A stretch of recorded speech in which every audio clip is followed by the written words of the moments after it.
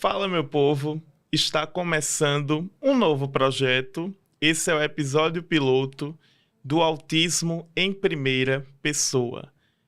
Esse projeto foi pensado para a gente dar voz a pessoas que estão engajadas na causa autista, que estão no espectro e que participam dessa caminhada por um mundo melhor. No episódio de hoje, com muita emoção no coração, eu apresento a nossa convidada, que antes de qualquer coisa, eu preciso que você se inscreva no canal, deixe o like e ative as notificações para os futuros conteúdos. Dito isso, eu apresento ela, a minha mãe, Isabel Araújo. Seja muito bem-vinda, mãe, a esse momento. Filho, que bom estar aqui com você, que bom a gente começar a construir esse novo momento na sua vida, né? Mais um passo, vamos compartilhar nossa história.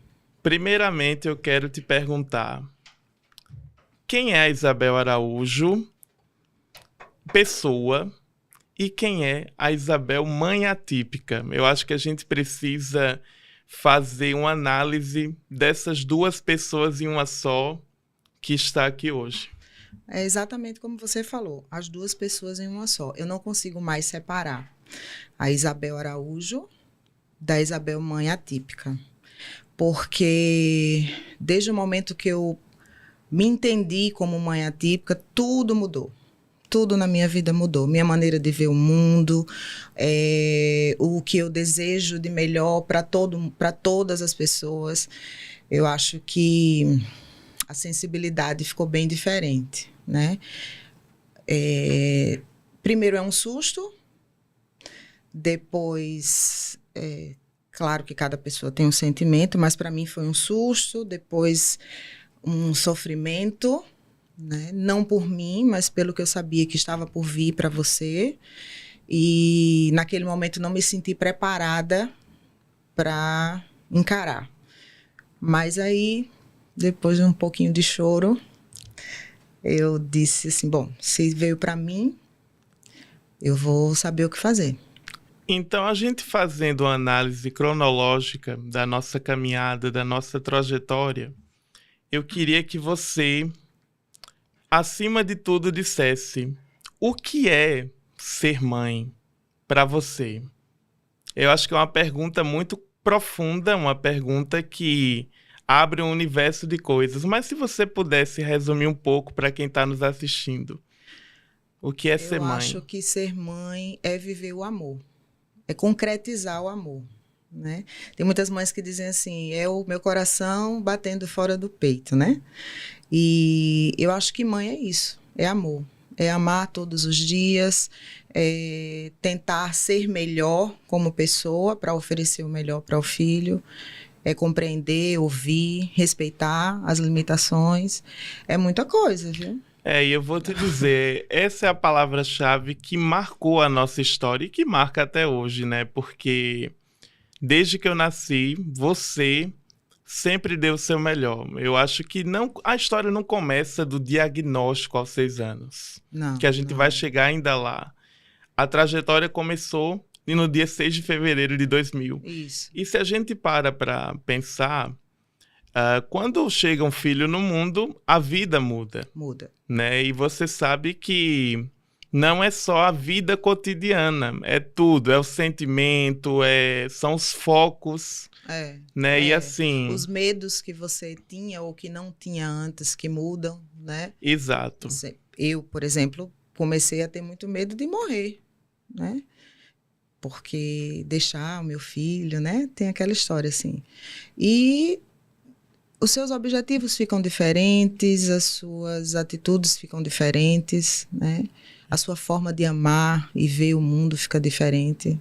Tudo muda, tudo muda. Exatamente. E aí a gente para analisar a nossa história dos primeiros anos, né? Que você sabe que aos 3 anos de idade, já que a gente está falando em autismo, eu tive as minhas primeiras regressões na fala. Isso. Gagueira, ecolalia intensas. Isso. E foi daí que começou a nossa história, o nosso nossa narrativa, de fato, com o autismo, né? Que a gente sabe que tudo começou daí. E assim, como foi, na sua voz de mãe, o que foi para você esses feedbacks da escola, essas análises que vieram a partir dessas regressões? Você foi um bebê muito sério, você não sorria muito, tinha dificuldade de se alimentar, dificuldade para dormir. Muito grande. Mas, primeiro e único filho, né? Não tinha outras crianças por perto para a gente ir fazendo uma comparação e tal. E a vida foi acontecendo. Quando você foi para a escola, aos 3 anos, aí foi que realmente tudo... Foi um baque, né? Começou a acontecer, né? Você teve uma regressão grande, você passou a fazer muitos movimentos repetitivos, a gagueira veio junto, tinha dificuldades de interação com seus colegas, né? A escola foi extremamente importante para esse diagnóstico. Crucial, eu diria, né? Então, a Cida, que não está mais aqui, né? Que era a proprietária da escola Semente, onde você estudou os primeiros anos. Eveline também, e todo o corpo de profissionais foram fundamentais para o seu diagnóstico e muito importantes no seu desenvolvimento dos primeiros anos. Aí você veio com essas questões, na escola com muita dificuldade de interação, e aí a gente começou a fazer terapia, começou a fazer fono, TO, né? Mas assim, nada ainda muito definido. Muito confirmado, né? Nada confirmado. E foram 3 anos assim. Depois você passou a ter muitas fobias, muitas. Diversas, né? Diversas, algumas bem estranhas, exóticas. Tinha medo de chuveiro, tinha medo de... refletor, a hipersensibilidade a luzes, fortes. Hipersensibilidade à luz, à temperatura. Né? Sim. E aí foi quando aos 6 anos a gente procurou a sua psicóloga, sugeriu que a gente procurasse um psiquiatra para fazer uma avaliação, né? E fechar o seu diagnóstico. E foi rápido, assim, na primeira consulta ele já fechou o seu diagnóstico, porque algumas pessoas confundem muito, mas o diagnóstico do autismo é muito da observação. Exatamente. Né? Eu lembro que na época a sua pediatra pediu para fazer eletroencefalograma, a gente fez uns exames assim, mas não é nada disso, né? O diagnóstico do autismo vem da observação. Por isso, eu repito a importância tão grande da escola. Aí é que a gente entra numa pauta muito importante a partir dessa fala. A escola não é apenas para a criança estar na convivência e inserida. Quando a gente fala de um ambiente coletivo, a gente está tratando de lidar com pessoas, né? Alunos com professores, professores com a equipe pedagógica que fazem essa ponte. E isso, mãe, graças a Deus a gente teve um apoio irrestrito dessa primeira escola. Eu até quero mandar um beijo para a tia Eveline, né, para toda a equipe que nos ajudou, tia Andréia também, que foi coordenadora, e que certamente vão ver depois esse nosso vídeo. E dizer que foi essa a nossa bênção, que eu não diria sorte. A gente teve bênção nesse caminho. Porque a gente ter uma equipe engajada, e ainda mais quando a gente dialogou com todo mundo, você no caso, como mãe, foi excepcional. E na verdade, mãe, até voltando para essa questão do dia 11 de maio de 2006. Só tu para lembrar a data. Né? Que foi o dia em que saiu meu diagnóstico, né? Assim, foi a resposta para várias dúvidas, com certeza, que vieram pelo caminho, e que toda família passa, quando recebe, na infância principalmente. Sim. Né? E que muitas pessoas ainda possuem o diagnóstico tardio. Né? O que a gente vê muito nos autistas adultos. Quando os sinais começam a vir ao longo da vida, são percebidos. Isso. Né? E assim, o que eu posso dizer para você, pessoa autista, neurodivergente, até nesse ponto, é que não importa quando você é diagnosticado, se for na fase adulta, você não está atrasado. Você agora tem uma resposta, ou terá. E assim que essa resposta chegar até você, você vai procurar vencer na vida. Que é isso que eu também quero passar nesse novo projeto, Autismo em Primeira Pessoa. Você é protagonista da sua própria história. E a partir dessa questão do psiquiatra ter passado o laudo, né, que a gente vive uma... Não, ele é inevitável no diagnóstico. Eu queria te perguntar, e depois? Que é uma pergunta que todo mundo faz. E agora? O que é que vai ser da minha história, do meu filho? Você explicitou no começo do episódio. Chorou todas as lágrimas que eram para serem derramadas em uma noite. Mas depois, como se deu na sua cabeça esse pós? Filho, o diagnóstico foi muito difícil, porque é difícil receber um diagnóstico desse. Claro. Mas eu não senti como uma fatalidade.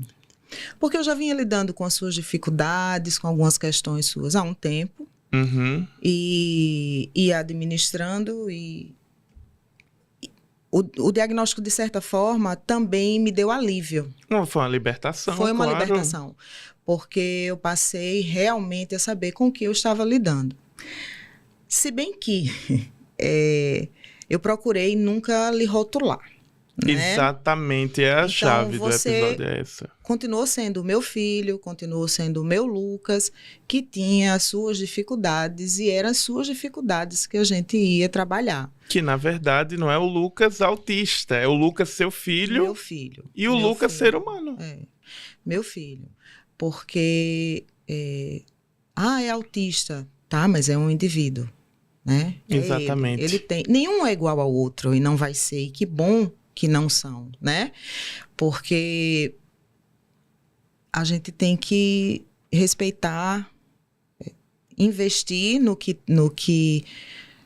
habilidades, possível, na né? evolução, no que é possível, sim. E respeitar as limitações, né? Que é muito importante. Que é muito importante. Chorei muito. Claro. Muito. E porque no outro era dia, um baque, né, na hora. E no outro dia eu voltei ao psiquiatra. E a gente conversou, e eu lembro que uma vez eu perguntei a ele, muito pouco tempo depois disso, eu acho, que eu perguntei a ele assim, e agora, como é que vai ser o Lucas adulto? Porque toda mãe tem ansiedade de saber como vai ser a vida do seu filho. E o que ele respondeu? Mas uma mãe atípica, acredito que tem preocupações diferentes, né? E ele disse assim, o futuro vai ser o que você fizer hoje. Você vai viver um dia de cada vez. Exato. E depois, quando você ver, vai chegar lá na frente. Então, assim, eu tomei isso como o meu lema de mãe atípica e passei a viver um dia de cada vez. Tentava fazer o meu melhor. No fim do dia, se deu certo, ótimo. Se não deu, eu já sabia que no outro dia eu teria outros desafios. Sim. E quando eu vi, você já está aqui com 26 anos, trabalhando, fez faculdade e... deu certo. Essa é a importância da gente viver o hoje e o agora também. Claro que a gente quer preparar, a gente quer se preparar e as mães querem preparar os filhos para um futuro, para uma independência, uma autonomia. Mas a gente nunca pode esquecer do presente, né? Que a ansiedade também é o excesso do amanhã. Que o futuro ainda não chegou. O futuro, né? ainda não chegou. É. Então, assim, mãe, eu acho que o que mais eu destaco na nossa narrativa é isso. Porque nos momentos que eu comecei a ter ansiedade consciente, aos 9, 10 anos, onde você perguntava, meu filho, você está ansioso, está angustiado com algo? Que foi ali que eu comecei a desencadear essas características, como qualquer pessoa, qualquer ser humano, né, principalmente neurodivergente, mostra.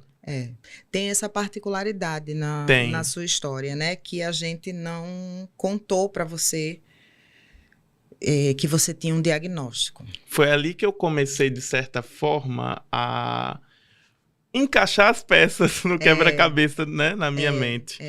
Foi... Às vezes eu acho que foi uma decisão errada, e tem outros momentos que não, porque como eu nunca rotulei muito você, eu ia trabalhando suas dificuldades e deixando muito claro para você que você tinha dificuldades, né? Você, na verdade, só não nomeava. Eu só não dava o nome, né? Isso. E aí não falou e o tempo foi passando. E aí foi ficando difícil achar o momento certo de falar. E assim, era bem complicado porque a escola sabia, os profissionais sabiam, eu precisava que todo mundo soubesse. E tinha hora que eu dizia assim, meu Deus, eu tô traindo meu filho. Quando ele souber, ele vai ficar com raiva, ele vai dizer, por que você não me falou, né? Mas a forma que aconteceu foi engraçada. Mas, eu já posso chegar nesse momento ou você não, vai esperar dá uma mais? segurada rapidinho, Então eu vou me porque controlar. eu vou falar ainda sobre isso, mas dentro desse tópico que a gente já tá chegando lá. Segura aí, galera. Mas o que eu ia falar, mãe, de público aqui mesmo, é que eu não acho que você errou de não ter me falado. Mas sabe por quê? Justamente pela minha singularidade daquele momento, e talvez eu não tivesse maturidade naquela época. A preocupação era que você sabendo, você tivesse uma regressão. Eu sei. Que você regredisse, que você ficasse muito bitolado aquilo ali, aquele diagnóstico, aquela condição, né? Então, a nossa preocupação era essa. E aí eu pergunto, a gente chegou onde a gente chegou hoje, então, pra mim, o que tem de errado, né? Hoje, eu revejo muitas coisas, Entendeu? óbvio. Claro, é normal. Eu revejo muitas coisas, eu tenho certeza que poderia ter sido bem melhor em várias questões, em várias situações, mas dentro do momento que a gente vivia, dentro do que eu tinha... O cenário daquele momento... Dentro do cenário, exatamente. Eu tenho consciência de que fiz o melhor. E é isso que eu digo a você todos os dias, que todos os dias você dá o seu melhor. E agora que a gente vai chegar nessa parte, né, dos 15 anos de idade no primeiro ano do ensino médio. Jesus, foi. Porque eu vou contar aqui pro pessoal, e aí, mãe, você entra também, que foi quando eu fui na sala da coordenação para pegar alguma coisa. Não sei se era em relação à prova que estava sendo entregue, enfim. Quando eu olhei no papelzinho, tinha meu nome lá, Lucas Parreiros de Araújo Sampaio, prova adaptada ou adaptação curricular, a antiga síndrome de Asperger. Aí eu falei, fiquei todo com os olhos arregalados na hora. E depois eu voltei para a sala de aula, né? Todo perplexo, né? Porque naquele momento bate aquela coisa, aquela surpresa, embora nem tanto, porque no Google eu já pesquisei sobre a síndrome de Asperger e eu falei, cara, esse sou eu, né? E via meu histórico de pesquisa, né? Eu vi esse histórico de pesquisa, criatura. Aí eu logo via. Muito esperta sua mãe. Mas aí eu quero que você, mãe, fale como foi que eu cheguei até você no mesmo dia para falar sobre esse assunto. Foi interessante, porque eu sempre que eu ia buscar você na escola, eu já sabia que tinha acontecido alguma coisa quando você vinha caminhando pro portão que eu estava ali esperando. Eu já sabia que tinha acontecido alguma coisa. Né? Porque antes de chegar nesse momento dos 15 anos e de que você descobriu, nesse momento você já estava no ensino médio, né? Eu já estava no primeiro ano. E até chegar lá foi bem difícil. Passamos por N dificuldades, né? Enfim. Bem difícil. Eu sei que você possivelmente vai abordar esse tema depois, mas... Vou abordar, a gente volta lá. Em especial, o bullying, né? Foi muito complicado. Mas, enfim, então eu já sabia quando tinha acontecido alguma coisa com você. E aí, nesse dia, você veio normal. Nada foi relatado pra você. Não, e eu não percebi você diferente, entende? Você tava normal. Foi uma confirmação aí, ali, né? Que sempre ele esperar na porta da escola era tenso, né? Porque já ficava... Você não sabia como eu ia voltar. Como você ia chegar. E aí, você veio e a gente almoçou, né? Que também é uma coisa que você fica com dificuldade quando você tá com algum problema, você tem dificuldade de comer, de se alimentar. Muito grande. Almoçou e eu fui pro computador, no quarto, fazer alguma coisa. Essa e história aí você chegou assim do meu lado e falou, mãe, É, eu tenho síndrome de Asperger. Aí eu olhei pra você e falei, por que, Lucas? Aí você disse, não, porque eu vi lá no documento da escola e tal. Aí eu disse, tem, por quê? Vai mudar alguma coisa na sua vida? Aí você, não vai mudar nada. Eu disse, porque você sempre soube que tinha dificuldades e agora eu gelada por dentro, né? Você ficou gelada? Morta Imagino, só por dentro. imagino, nossa. Você agora só sabe que tem um diagnóstico e pronto, tem um nome e acabou. Vai mudar o que na sua vida? Aí você, nada, e saiu.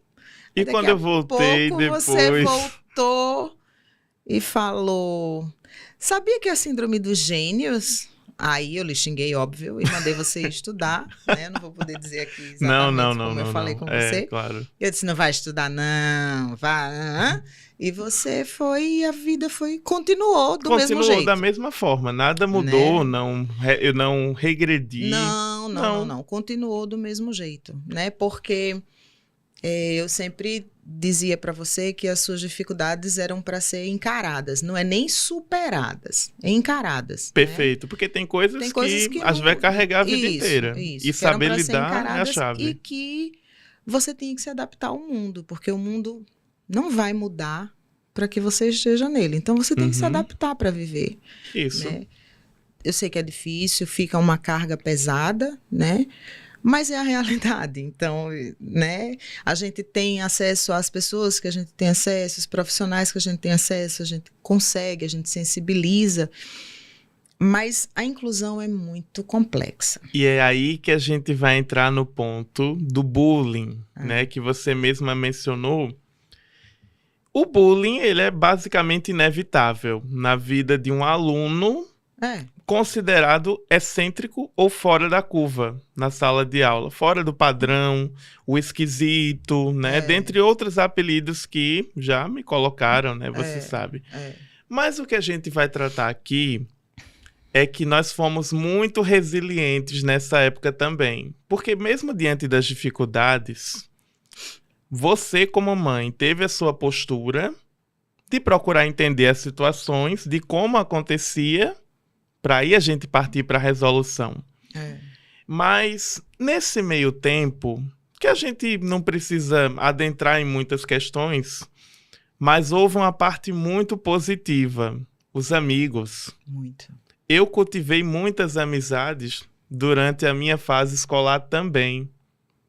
Porque muitas vezes eu digo à sociedade e nas minhas palestras que não existe nada melhor na vida de um ser humano do que ter amigos. Do que a gente ter pessoas que vão dizer, poxa, eu tô do teu lado pro que deve é. E eu tive essa bênção de ter conhecido, na minha segunda escola principalmente, meus amigos e irmãos. E eu digo com total transparência que eu posso contar com eles assim como eles também podem contar comigo. Isso. Os amigos podem ser suporte para mim, mas eu também posso ser suporte para eles. Com certeza. Eu acho que você devia trazer alguns amigos. Eu vou trazer uns convidados bacanas, ilustres aqui, figuras incríveis. Eu acho que é interessante porque uma vez estavam muitos lá em casa, né? Já vocês maiores, eu acho que vocês nem estudavam juntos mais, né? Eu já tinha 19.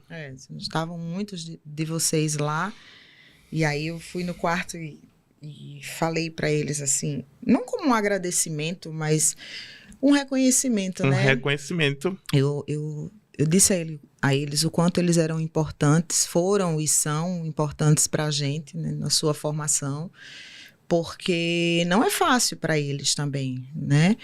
Você tinha questões diferentes e muitas coisas que a gente começou a tratar como engraçadas, né? Também, algumas...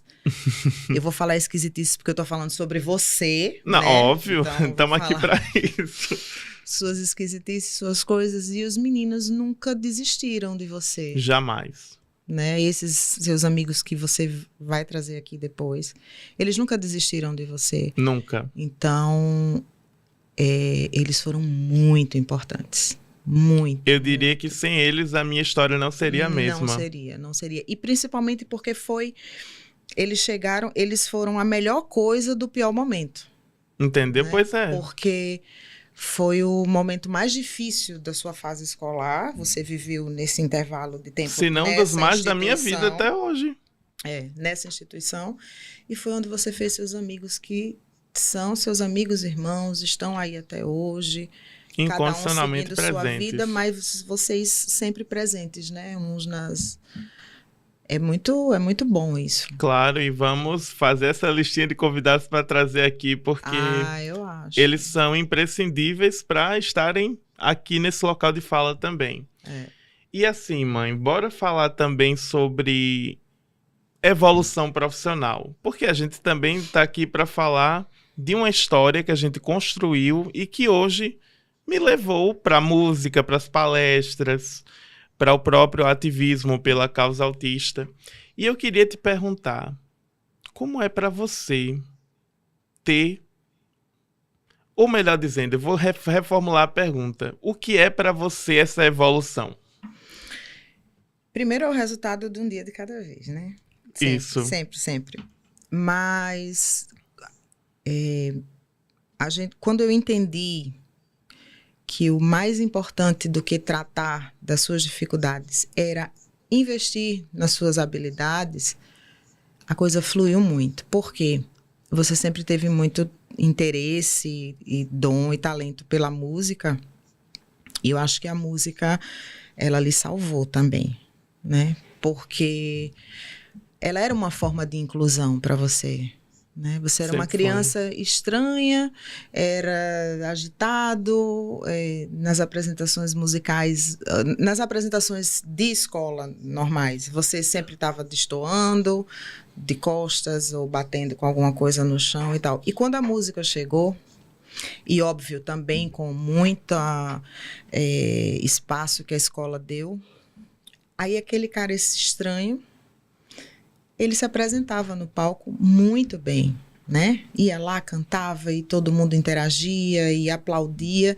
E aí você foi tendo o seu apoio, o seu escape sempre foi a música. Sempre. Tanto que você ficou se apresentando na escola mesmo depois de sair da escola, Da né? primeira escola, né? Da primeira escola. Você ficava indo para os encontros musicais, né? Da Semente, que todo eram fim anuais. De ano. Todo fim de ano. Tia Cida, maravilhosa. Saudade dela, muito grande. Convidava você e lá ia você tocar. Então, a música, além de ser o seu equilíbrio, você chegava em casa mal e... ia tocar violão até hoje, né? Quando você chega estressado, você se tranca no quarto e vai tocar violão. Ela abriu portas também para você. Abriu. Né? Eu acho que até alguns amigos seus começaram a tocar violão depois de ver você tocando, né? Ou não? Eu me lembro que o Deco, na mesma época, já estava tocando. Ele toca desde os 8 anos, mesma época que eu. E vocês não se conheciam ainda. Mas né? a gente ainda não se conhecia. E foi justamente isso que também fez a ponte entre mim e ele. A música aproxima, a música é ponte mesmo, né? Ela quebra barreiras, é muito importante. Claro. E aí também você concluiu o ensino médio, chegou a hora de ver para que faculdade você ia cursar, como você é uma pessoa que gosta pouco de falar. E você escreve bem também, você foi muito bem alfabetizado na sua primeira escola. Você escolheu jornalismo, né? Caiu como uma luva, né? Caiu como uma luva, você terminou faculdade, faz suas pós aí, por aí, e começou a trabalhar com isso, né? A música é sua vida, e sempre será, e você consegue colocá-la junto com o que você escolheu fazer hoje. Você leva a música para suas palestras, né? Você agrega esse valor às suas palestras, conta a sua vida, compartilha seus momentos, que eu acho que é enriquecedor para todo mundo. Com certeza. Porque você tenta sempre ser muito real, fala das suas superações, mas continua tendo dificuldades, né? Porque o que se fala muito ainda é a romantização hoje, do... Além da romantização, é do autista criança. Perfeito. Né? Porque eu acho que quando começou a acontecer muito autismo, foi se descobrindo aquelas crianças, mas todo mundo esqueceu que elas cresceram. Perfeito. né? Quando foi que a gente viveu autismo? Há 20 anos a gente começou, exatos 20 anos a gente começou a conviver com o diagnóstico, Com né? o nome, Com o nome. a nomenclatura. E aí, e cresce, e depois que cresce? E aí? Né? Tem dificuldades que você vai ter sempre.